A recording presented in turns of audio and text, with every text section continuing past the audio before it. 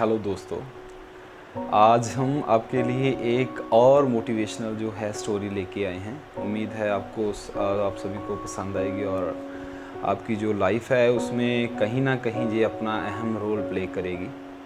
तो स्टोरी से पहले मैं चाहता हूँ कि आप हमारा जो चैनल है इसको सब्सक्राइब करें, लाइक करें और अपने दोस्तों के साथ भी शेयर करें। तो आज की जो लाइफ है, इंसान की लाइफ है, हर कोई सेटिस्फाई नहीं है लाइफ से, ये सबको पता है। कोई गवर्नमेंट जॉब पे है वो भी सेटिस्फाई नहीं है, जो 70-80 हज़ार रुपया ले रहा है, जो 10-12 हज़ार रुपया ले रहा है वो भी सेटिस्फाई नहीं है। शाम तक सब थक जाते हैं। बहुत से लोगों के जो सपने हैं पहले ही चूरो चूर हो जाते हैं, वो अपने सपनों तक पहुंच ही नहीं पाते। हर इंसान का कोई ना कोई सपना होता है लाइफ में कि उसको ये करना है। वो टाइम निकल जाता है, जैसे टाइम निकल जाता है तो फिर उसका कोई हल नहीं हो पाता।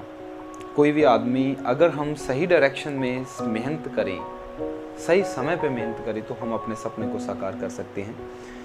मेरा मानना है कि ज़िंदगी अगर जीना है तो आगे बढ़ना ज़रूरी है, क्योंकि चलती का नाम ही ज़िंदगी है। अगर रुक गए तो समझो इंसान इस दुनिया में नहीं रहा। तो इंसान तो वैसे भी एक दिन ऐसा आएगा कि नहीं रहेगा, क्योंकि इंसान के काम ही कुछ ऐसे हैं जो कि कुदरत के साथ बहुत ज़्यादा खिलवाड़ कर रहा है। तो कभी ना कभी तो ऐसा होगा ही।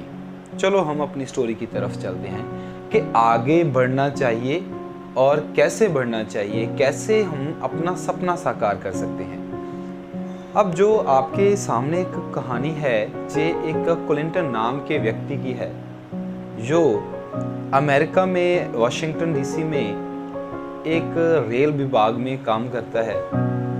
और ऐसे ही उसकी ज़िंदगी का जो सपना है रेलवे में काम करने का, रेलवे में एक उच्च अधिकारी बनने का, वो पूरा करता है। वो कैसे पूरा करता है, सफ़र कैसे शुरू होता है और सफ़र का अंत कैसा होता है, हम दोनों बातें करेंगे।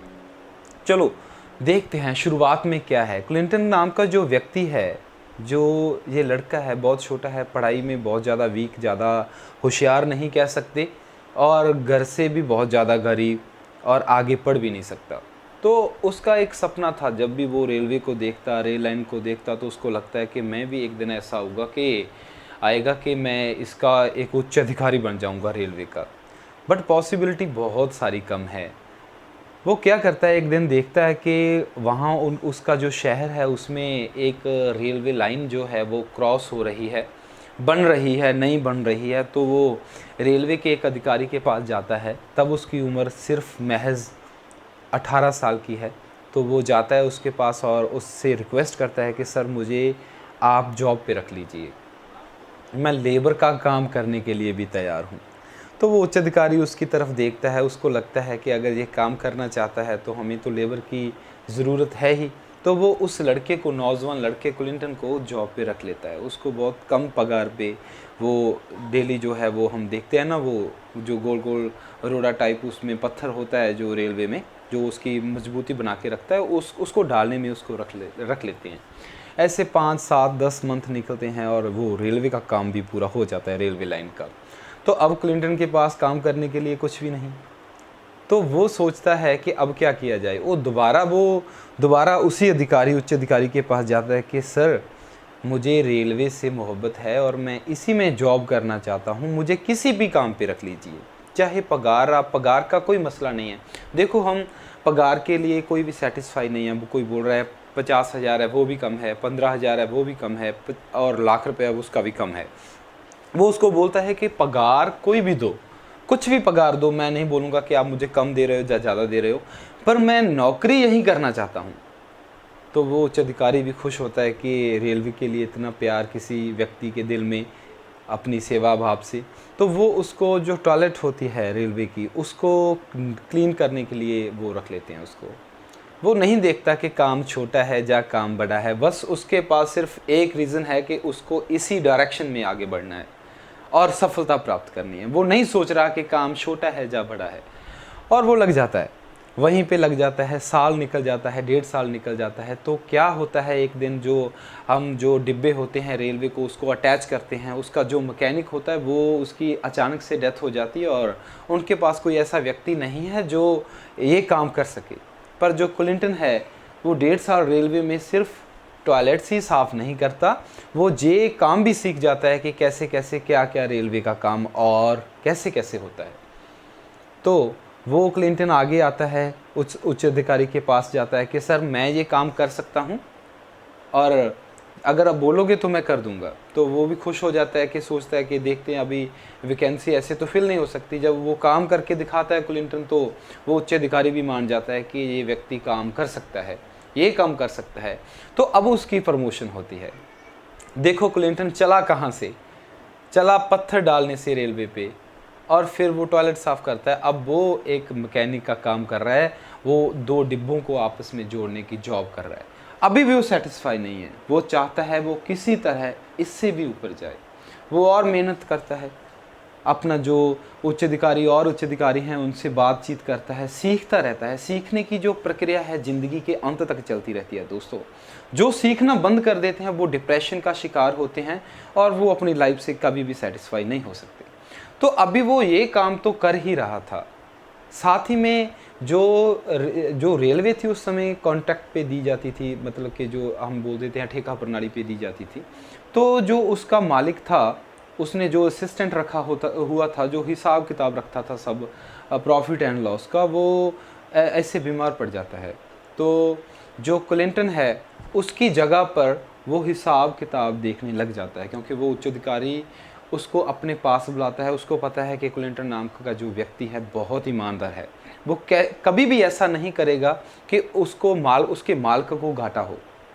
तो वो उसके एज ए असिस्टेंट, उस उच्च अधिकारी के असिस्टेंट के रूप में काम करना लग जाता है और सब सीख लेता है। जैसे फाइल्स का हो गया, टीटी का हो गया, A to Z जो भी रेलवे का काम है शुरू से लेके अंत तक का सब सीख जाता है। उसको अभी सब कुछ आता है रेलवे के रिगार्डिंग, वो सब कुछ जानता है। अगर कोई भी कुछ पूछेगा वो बता देगा। तो ऐसे ही समय निकलता जाता है, वो उसका लाइफस्टाइल चेंज हो जाता है क्लिंटन का। और एक दिन ऐसा आता है, कुछ 5 वर्ष 6 वर्ष के बाद कुछ समय ऐसा आता है कि क्लिंटन के पास इतना पैसा इकट्ठा हो जाता है कि वो रेलवे को, स्पेशली उस रेल को कॉन्ट्रैक्ट पे ले सकता है साल के लिए। और यहीं पे कहानी समाप्त होती है। वो 1 साल के लिए रेल को कॉन्ट्रैक्ट पे लेता है, मालिक बन जाता है। देखो प्रक्रिया शुरू कहाँ से हुई, बिल्कुल नीचे से, लेबर के काम से, और बन क्या गया, वो मालिक बन गया।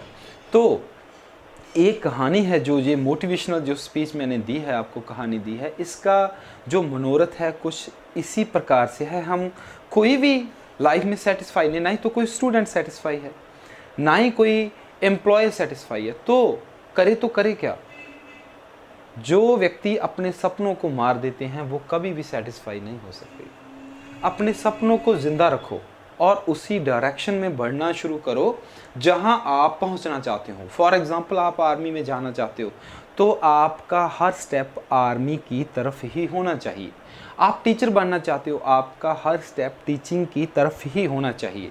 आप पुलिस में जाना चाहते हो, आपका हर एफर्ट जो है वो उसी डायरेक्शन में होना चाहिए, अगर आप अपना सपना साकार करना चाहते हो। वरना हम सेटिस्फाई नहीं होंगे अपनी लाइफ से, झगड़ते रहेंगे घर वालों से, बाहर वालों से, डिप्रेशन का शिकार होते रहेंगे और सोचते रहेंगे करें तो करें क्या। और इसका अगर ये जो सवाल है करें तो करें क्या, इसके बहुत सारे आंसर हैं और बहुत सारे इसके क्वेश्चंस भी हैं। तो वो हमें जानना है, हमें चाहिए कि हम क्या कर सकते हैं, क्या नहीं कर सकते हैं। मुझे उम्मीद है कि इस मोटिवेशनल कहानी के ज़रिए आप अपनी ज़िंदगी में ज़रूर चेंज लेके आएंगे, अपनी डायरेक्शन को पहचानेंगे। जिस डायरेक्शन में आप जाना चाहते हो उसी डायरेक्शन में आप जाएंगे। और एक बात और जो है, पहले वाले जो भी लेक्चर मैं दे रहा था वो पंजाबी लैंग्वेज में दे रहा था, क्योंकि लैंग्वेज सब प्यारी होती है। आज जो हिंदी का है इसका कारण छोटा सा है, क्योंकि बहुत सारे विद्यार्थी ऐसे हैं जिनको पंजाबी नहीं आती, जो हमसे जुड़े हुए हैं, उनको सिर्फ हिंदी समझ में आती है। मैं चाहता हूँ कि सबको जो मैं बोल रहा हूँ समझ में आए, वो उसको अंडरस्टैंड करें और उसको अपने जीवन में अप्लाई करें। So thank you. आप हमारे चैनल को सब्सक्राइब करें और लाइक करें, अपने दोस्तों के साथ शेयर करें। अगर स्टोरी आपको अच्छी लगी हो तो कमेंट बॉक्स में ज़रूर बताएं कि ये कहानी आपको कैसी लगी। थैंक यू, शुक्रिया।